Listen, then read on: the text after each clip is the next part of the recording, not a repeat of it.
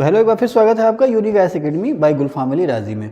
Polity का session है और पॉलिटी में हम लोग पढ़ रहे हैं प्रेसिडेंट। इससे पहले की वीडियोस में हम लोग प्रेसिडेंट के बारे में, पार्लियामेंट के बारे में आपसे बहुत सारी बातें कर चुके हैं। तो अगर आप पहली बार हम लोगों से जुड़ रहे हैं या जुड़े हुए इस वीडियो को आप पहली बार देख रहे हैं, तो इससे पहले प्लेलिस्ट में जितनी वीडियोज़ हैं प्रेसिडेंट से और पार्लियामेंट से रिलेटेड, उन सब की मैंने एक प्लेलिस्ट बना रखी है, उनको आप लोग ज़रूर देखिए, तब आपको ज़्यादा मज़ा आएगा इसको समझने में।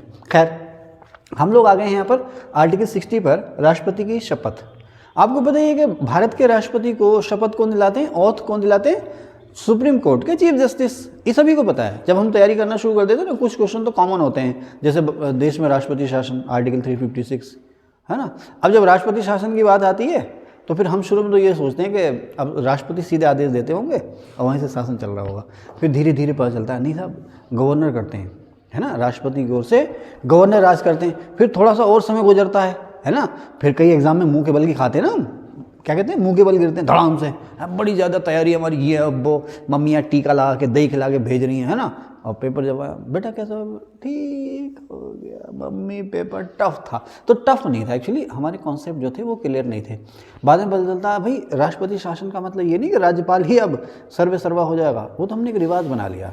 उसमें लिखा हुआ है कि राष्ट्रपति अब या तो राज्य का शासन स्वयं या अपने किसी प्रतिनिधि के द्वारा चलाएगा।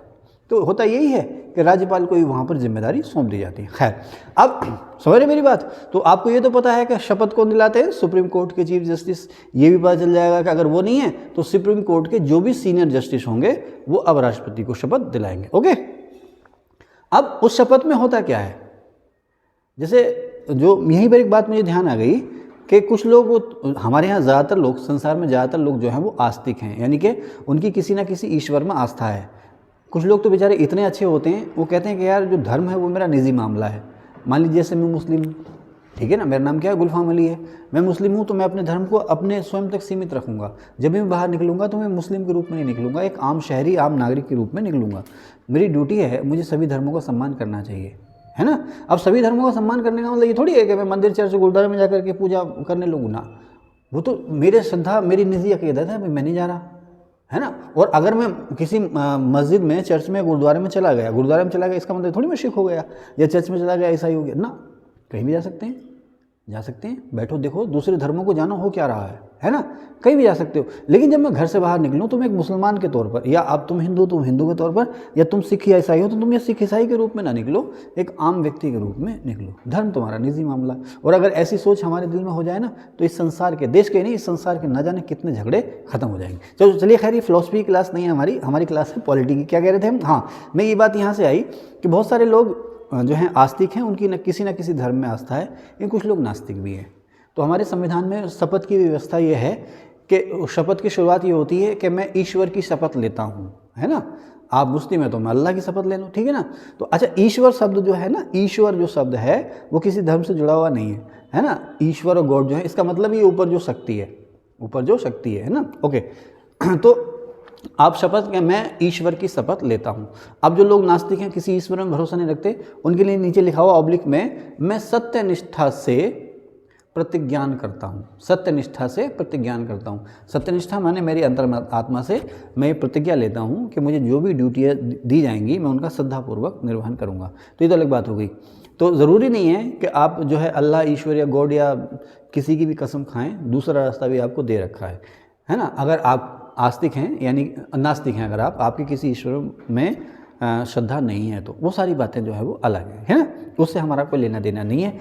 जो नास्तिक है वो भी ठीक है, जो आस्तिक है वो भी ठीक है। ओके, आगे चलते हैं। तो मैं ये बातें क्यों कह रहा हूँ, कि एक बार पूछा गया था कि जो शपथ का जो फॉर्मेट है केवल यही होता है, मैं ईश्वर की शपथ लेता हूँ। नहीं साहब, जो नास्तिक हैं वो कहते हैं कि मैं सत्यनिष्ठा से प्रतिज्ञान करता हूँ, है ना। ओके, तो जब मंत्रियों के या लोकसभा में, एमएलएज में जब शपथ ली जाती है ना, तो वहाँ से पता चलता है इसमें कितने नास्तिक हैं, कितने आस्तिक हैं। क्योंकि जब वो शपथ लेता है ना, तो जैसे वो कहता है मैं सत्यनिष्ठा से प्रतिज्ञान करता हूँ, मतलब भैया ये नास्तिक है। ओके, तो अब शपथ कौन दिलाता है, मैंने आपको बता दिया। अब शपथ के में होता क्या है, राष्ट्रपति जो शपथ लेता है उसकी शपथ किस तरह की होती है। मंत्री की शपथ अलग है, प्रधानमंत्री की शपथ अलग है, राष्ट्रपति की जो शपथ का जो फॉर्मेट है वो अलग है। फॉर्मेट क्या है, मैंने यहाँ कहीं लिखा भी है, किधर लिखा है मैंने इसको डिटेल में, कहाँ पर बेटा, सेकंड कॉलम में, कहाँ पर, बीच में, बीच में कहाँ पर, यहाँ पर है ना, हाँ ये लिखा है राष्ट्रपति की शपथ जो कि दी गई है आर्टिकल 60 में। वो राष्ट्रपति की शपथ जो कि आर्टिकल 60 में दी गई है, उसका जो फॉर्मेट है वो ये है, राष्ट्रपति जो है संविधान और विधि, कॉन्स्टिट्यूशन और लॉ। संविधान और विधि माने कॉन्स्टिट्यूशन और लॉ। वो कहता है कि मैं संविधान और विधि का परिरक्षण यानी कि प्रिजर्व, परिरक्षण माने प्रिजर्व। आप भोजन को फ्रिज में रख रहे हैं, दूध को फ्रिज में रख रहे हैं ना, तो उसको खराब होने से बचा रहे हैं, उसी को हिंदी में कहते हैं बेटा परिरक्षण या प्रिजर्व। किसी चीज़ को आप खराब होने से जो बचाने के जो उपाय कर रहे हैं ना, उसको हम कहते हैं परिरक्षण या प्रिजर्व। फिर कहता है संरक्षण या प्रोटेक्शन। माँ बाप जो अपने बच्चों को शेल्टर देते हैं ना, या तुम्हारे घर में तुम पेट ले आते हो ना, उनको जो अब जो कुछ भी आप दे रहे हो तो वो शब्द है संरक्षण या प्रोटेक्शन। ओके। प्रतिरक्षण, प्रतिरक्षण बेटे होता है डिफेंड। हमारी जैसे हमारी जो सिक्योरिटी फोर्सेज है ना, हमारी आर्मी जो है वो हमारी रक्षा कर रही है ना, इसका मतलब होता है डिफेंड। या जैसे मान लो आप पे कोई हमला करे तो आप है ना, वो होता है डिफेंड। तो इसमें शपथ में क्या है, प्रिजर्व, प्रोटेक्शन और डिफेंड। वो कहता है संविधान और विधि का, किसका, संविधान और विधि का, कॉन्स्टिट्यूशन और लॉ का प्रिजर्वेशन, प्रोटेक्शन और डिफेंड करूंगा, यानी कि परिरक्षण, संरक्षण और प्रतिरक्षण करूंगा। ये कई बार आया है कि राष्ट्रपति की शपथ में से इनमें से क्या है और क्या नहीं है, इसको आपको याद रखना पड़ेगा। फिर लास्ट में है कि भारत की जनता की सेवा और कल्याण, कल्याण माने भलाई, है ना, किसकी जनता, भारत की जनता। उसने कहा है, उसने केवल ये शब्द नहीं लिखा जनता की, उसने कहा भारत की जनता की सेवा और कल्याण में निरत रहूंगा, यानी कि लगा रहूंगा, सदैव प्रयास करता रहूंगा। ठीक है, राष्ट्रपति की शपथ। अच्छा, इसी तरह से उपराष्ट्रपति की शपथ। उपराष्ट्रपति की शपथ में केवल एक लाइन यही है कि मैं भारत के उपराष्ट्रपति के रूप में अपने कर्तव्यों का श्रद्धापूर्वक निर्वहन करूंगा, यानी उनका पालन करूँ। सिर्फ एक लाइन कि मैं भारत के उपराष्ट्रपति के रूप में अपने कर्तव्यों का श्रद्धापूर्वक निर्वहन करूंगा, बस। ठीक है, चलिए आगे। अब तो शपथ में बस इतना ही। मिलते हैं आपसे आर्टिकल 61 में, राष्ट्रपति पर महाभियोग की जो प्रक्रिया है वो क्या होती है।